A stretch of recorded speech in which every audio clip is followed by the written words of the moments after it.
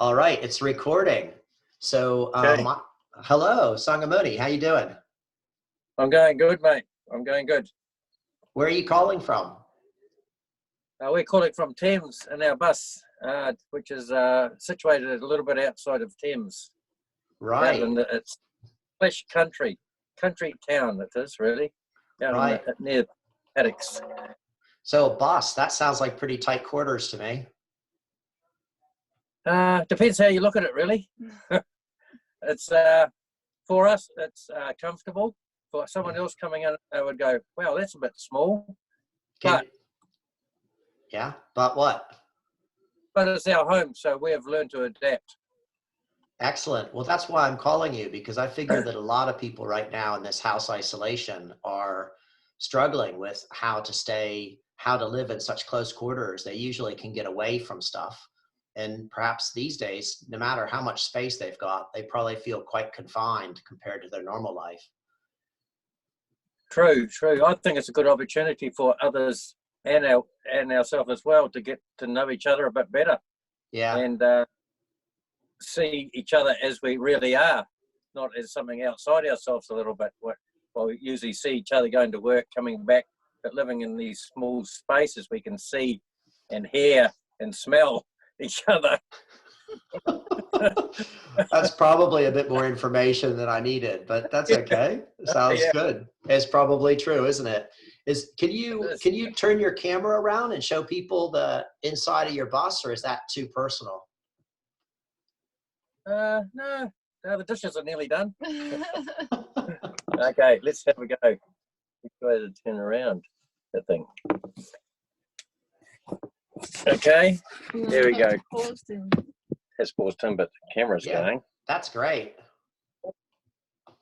Okay, there's the front of the bus. Okay. Yeah. There's a driver's seat, and Lisa sits there. And there's our shrine. We have Avalokiteshvara on our shrine, or Kuan Yin actually. So sits there. Okay. Yep. Come around a little bit. There's our fireplace. We have a fire in it with a couple of pumpkins drying on it. It's not going at the moment, but we have that going. Here's my lovely partner, Lisa. Hey, Lisa. Hello. There's our table. That table collapses down to a day bed. Yeah. Go along here a little bit more. There's a bench there with our little library on it. A little fridge that runs off solar panels only, no gas. Drawers that have full up with all sorts of mainly food and cutlery. There's a dream catcher there because sometimes we have bad dreams, sometimes good dreams. Depends which way you look at it. This is our bed. It's really cool there, new mattress. That bed lifts up and there's storage underneath it.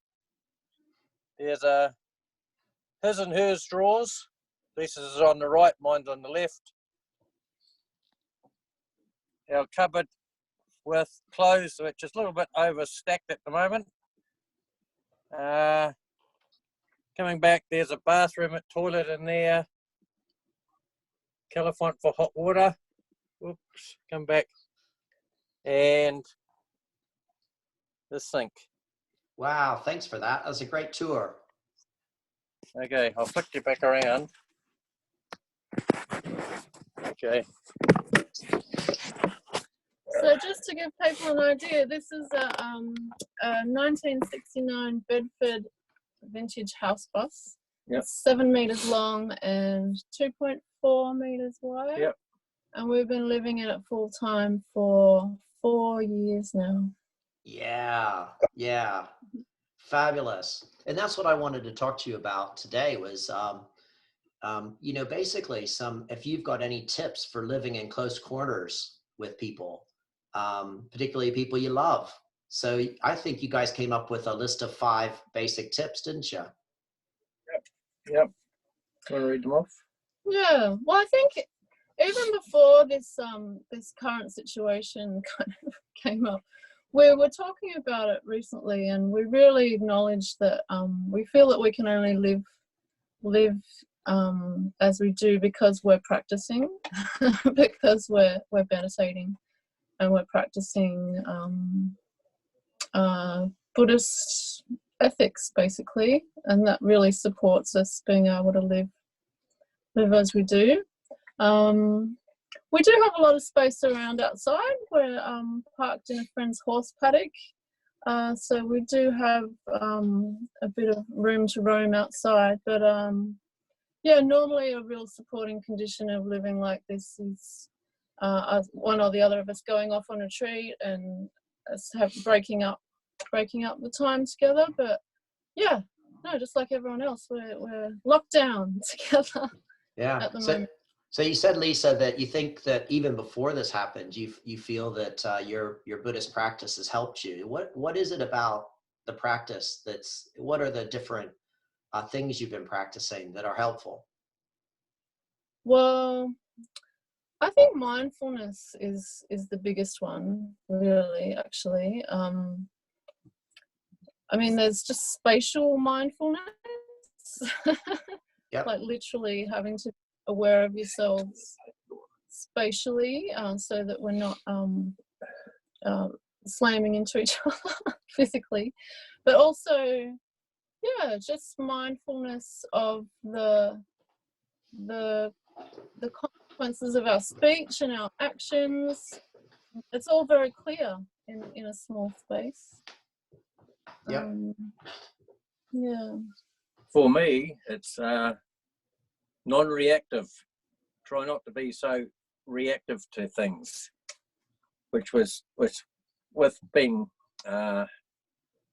more aware of what's going on for myself, which in turn will stop that reactive nature that we have, or I have. If Lisa says something, I don't react to it so much as I used to. Yeah, awareness is a biggie. Just what's going on around us all the time, and try and keep that into perspective somehow. Sure, the old speech precepts get out of hand sometimes, but that's what happens when you're in a relationship as well. So, you know, and then it gives you space to talk about it as well afterwards. So that's also a good thing. Communication. Yeah. So I guess probably something that's very important for you both when you're in those tight circumstances and the tight spaces is also kind of a remembering that you care about one another, and that that the other person cares about you. So when you do get reactive, and reaction, I guess, is things like getting a bit grumpy or feeling a bit short-tempered, or even just wanting something and kind of having that influence your behavior, that not seeing the other person as an enemy, but seeing them as an ally is probably quite important, isn't it? Yeah, it keeps things into perspective, doesn't it? It's the wanting thing is a little, well, I want to do some work on the bus outside and I haven't quite got enough materials. So I was going to go to town, I suppose, and try and see if I can score some off friends and different things, or go around the back street of back door of a shop, which I've been told by my partner that it might be a little bit unethical because it's meant to be just for tradesmen, you know. But I thought I'd be able to slip in there because I am a sort of tradesman. But anyway, get back to the point. And yeah, this is going on YouTube, so probably best not to confess breaches of the isolation. We do encourage people to all stay within their isolation bubble. Honesty's good, though. Honesty is good. Honesty is good. Yeah, that's true. I just got to look for something. You talk to Lisa. Where's that? Okay. Lou. So yeah, I mean, I guess that leads on to patience being a big one as well. Patience, practicing with your impatience as it arises, and that kind of leads on to acceptance. Just kind of accepting the situation as it is, accepting each other as I am, as Sanghamuni is in this moment. Yeah, It's not easy. It's not always easy. I think it's easy to take each other for granted as well, don't we? You know, you live with each other for a long time. You know each other inside out, so to speak. And it's easy to take things for granted. So you need to be a little bit aware of that as well. Because that could lead to conflict as well. You know, misunderstandings and different things. So, yeah. Anyway. Yeah, when the first couple days were here, I'd moved my office into my girlfriend's house, Karina's house, and in the Wi-Fi, I could only get Wi-Fi in the living room. And I was on multiple Zoom meetings and online most of the day, and I basically drove them out of the center of the house. And you know, boy, it was a very difficult day for me, but I was so grateful at how generous they were around just giving me that space. And you know, it was amazing because it's not even my house. I mean, it's their house that I've moved into. And you know, and I was sorting out a different solution, but I just didn't have it sorted yet. You know, I was in the process of finding a new way of being. And I guess at this point in the game, the world's changed and we're having to find a new way of being, and people are having to find a new way of living. And gratitude and patience seem to be really important practice tools to moving to a better future. Because if we're impatient and ungrateful, you know, that's not going to help, is it? No. It's just going to push it uphill. So Yeah. We're very fortunate. We have very fortunate conditions. Like it's a small space, but that's our choice already. We just feel very fortunate, and very aware of others in very different circumstances. Yeah, very true. You two too. You've got another list. You've got a whole list of 5. So maybe I'll get you to read all 5 of those out so people get to hear the 5 things that you thought were very important. The first one's patience, of course. We've talked about that a little bit. Acceptance. The other one, of course, is metta. You know, that comes into our life wherever you are. What's that mean? What's metta mean? For those that might not know. Unconditional love. That's what I think it is. Giving out something that you don't want back. Being there to be helpful for others. You can, and even just speech, kind speech is a sense of metta as well. And how you articulate things to other people. Just go out of your way to be a little bit more helpful, perhaps. So it's giving. It's just about comes in the same power as dana, really, or koha. You know, you're giving, and do it with a sense of love, I guess. Not the love that we know of, but an unconditional love. That's my understanding around it. Sounds great. Mindfulness of self and other. So be mindful of yourself before you can do it. Be mindful of others, I guess. You know, if you can sort yourself out a little bit when you're around others, well, that reflects back over to them as well, or they pick up on it, perhaps. Gratitude, that came up last night. We thought about gratitude. That was gratitude for our partners, gratitude to have a cool place to stay, gratitude for Bev, who lets us stay on her property. There's so much gratitude out there for different folk, you know, even for you, giving us this time to say things to people. So, you know, there's gratitude everywhere. And a sense of humour, of course. You've got to have a sense of humour, even if it's a bit dry. But, you know, that's the way some of us are, you know. Sense of humour is great. Lisa's got an awesome sense of humour. We get her crackling sometimes.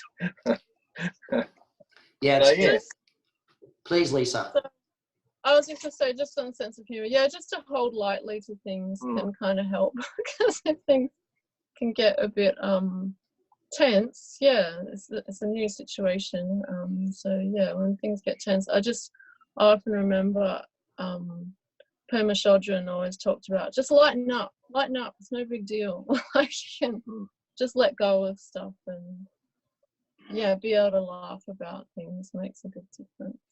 Humor is probably quite related to wisdom in the Buddhist tradition, because lack of humor, if someone's quite serious and quite rigid in the way they see things, the way they talk about things, that rigidity is very contrary to Buddhist wisdom, because Buddhist wisdom is saying, well, look, things aren't the way we see them. You know, Yeah. we expect them, we think they're fixed, we think they're solid, but they're not. And I think humor plays with those boundaries, doesn't it? Can do, yeah.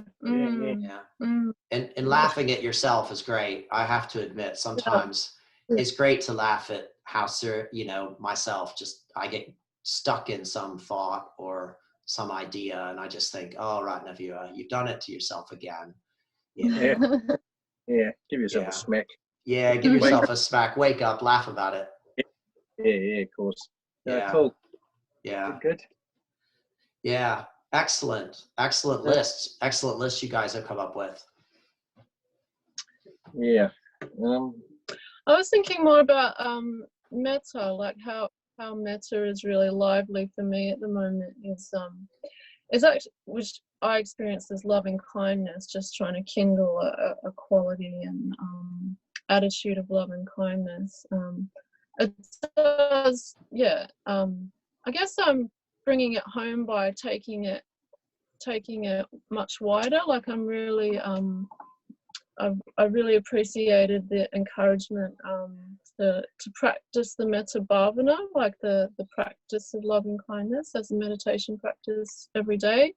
Padmavajra talked about that in his wonderful talk, and I'm really finding that helpful, like really being able to connect to the much bigger situation that we're all in. Like it's very unusual to have such a global predicament, and to be able to tune into that and then bring that sense of loving, kindly care and concern back to my daily experience. That's really helping me, I think. Yeah, I was talking to somebody about metta the other day. It was a friend of mine giving a talk in Sydney that we both know, a guy named Kruna Mitra, and he was going to give a talk on Monday night to the men's study there, and it was interesting because our conversation went around to the idea that just being kindly doesn't make everything okay. It's not like you practice kindness and all of a sudden everything's rosy.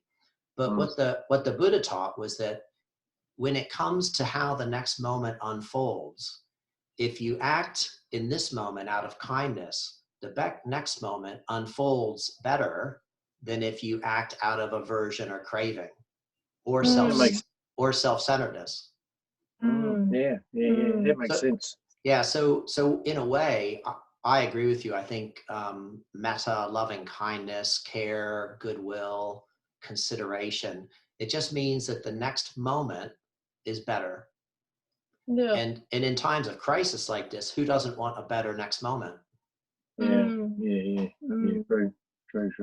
So that must make a big difference too, living in such close quarters in your van, because if you look at Sanghamuni with kindly eyes, as they say in the Pali Canon, that must make a difference for the next moment than if you look at him with daggers that could kill. Yeah. Won't go there. Yeah, definitely. I know from experience that practicing metta has an effect, has a direct effect personally and in the world. So yeah, I'm really holding to that. Yeah, we've been talking about compassion too, a bit at the center on some of these online meetings, where just bearing in mind the stress other people can be under, you know, because Sanghamuni might want to fix the outside of his van. He might try and get bus, 7-meter bus, 1969 Bedford, if I remember correctly. Yeah. But he might want to do that, but he might be frustrated with respect to finding the materials to help him do that. And if you're aware of that frustration, I'm sure that probably will help the day unfold a bit more kind of positively than if you're just totally caught in your own world. Mm. Yeah, I don't think there's actually a frustration to it. I just know I'm running out of gear, so I've let that go. I can go find something else to do. You know, we went swimming yesterday. Yeah. We went river. It was great. So Yeah. we can do like that. Just get away from it.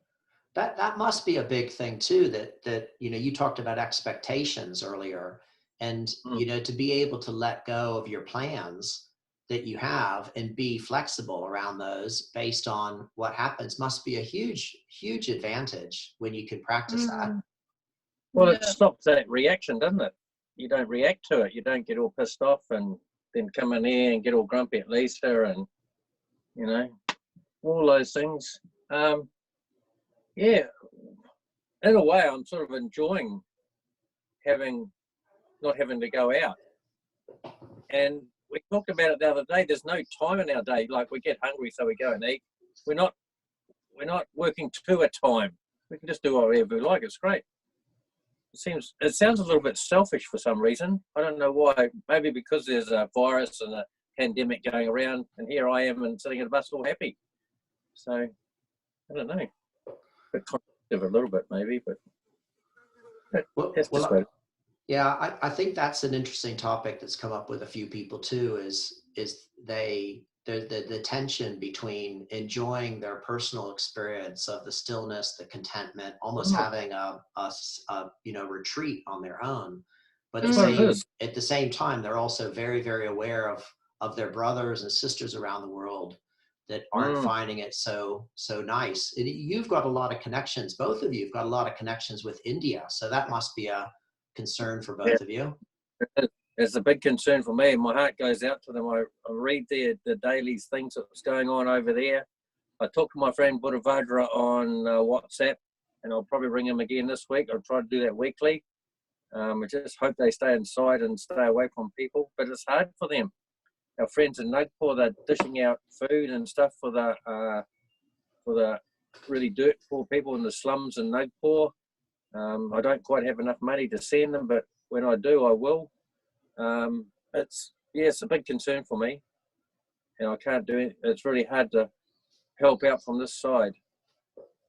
So how do you keep your, you've got as you were saying, your experience is rather joyful. You just went swimming the other day. You're enjoying yourself.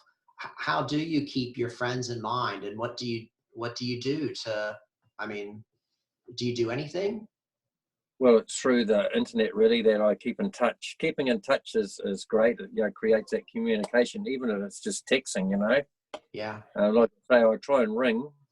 I might even ring Tejadama in Nagpur maybe in a day or so. I've been thinking about that. I usually think about things for a couple of days before I actually instigate it. But I keep in touch with Buddhavajra and Budh Gaya. Just keep them at the back of my mind, I guess. Sometimes I bring them into my meditation, and I struggle with metta bhavana practice anyway, but I bring them to mind and as best as I can. So that's how I do it, really.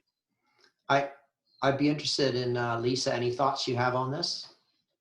Yeah, for me, it's definitely through meditation. That's where I feel like I'm, connecting and widening sense of myself in the broader situation.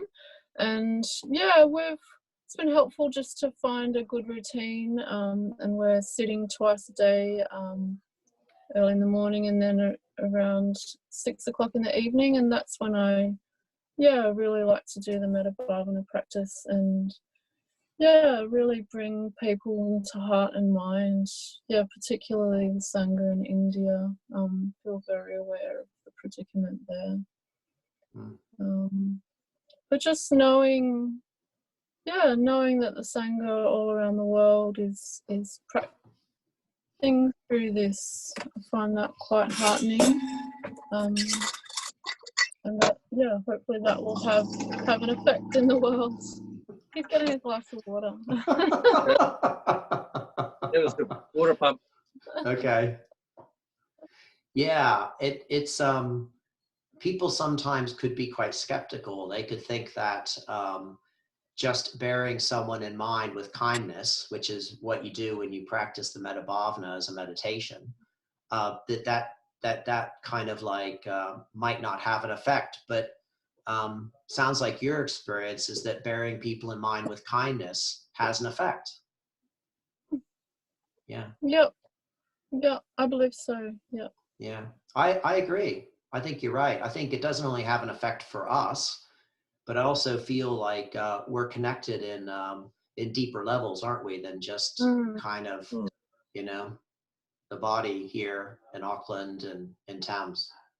Yeah. Yeah. It's one of those unexplainable things, really, isn't it? It is. It is. It is. It's a mystery, isn't it? It is. A bit like the telephone, really. That's a mystery as well. Well, the telephone's a lot more straightforward, to be honest. But it's interesting you bring up telephones, because sometimes you can be thinking about people and they text you. Or ring you. Or ring you, yeah, which is, I guess, what you're alluding to. Yeah, well, it is. That's that connection, isn't it? Yeah. You know, you think about the same as doing the metta for people in India. Yeah, there's that connection, just like the telephone. Yeah. I would say too, I think the two of you are excellent with respect to maintaining a broad base of friendship around the world. You know, I know that you don't just, that bus isn't just stationary, that bus moves around. And I know that you've got a lot of friendships and a lot of people that love you, but also I think the two of you also have really big hearts, and that's lovely. So. Boom, boom, boom, boom. Boom, boom, boom, boom. So Lisa, are you in touch with your friends in Sydney too? You've got lots of friends there, don't you? Yeah, I had a chat with Prakashka a couple of weeks ago. It was before things kind of sped up as they did. We were talking about our personal stockpiling as it stood at that moment.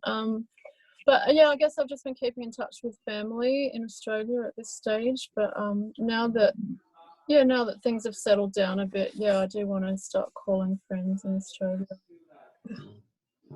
I mean, we are fortunate that we can talk to each other. I think Prakashka and I talked about that. I was like, oh gosh, social isolation is going to be very hard on a lot of people. But actually, we're fortunate that this technology is working well for us and we can talk to each other. Well, I'm very grateful for the two of you taking the time to both put into thought the 5 tips you had. I'll just your first tip was patience. Second tip was acceptance, and then metta, or loving kindness, and then you had mindfulness of self and other, and then you had gratitude, and the 6th one, which was an honorable mention, was an overall sense of humor and lightness. So I really appreciate you guys sharing that with everybody, and and wish you well, and I'll see you after this house isolation ends, eh?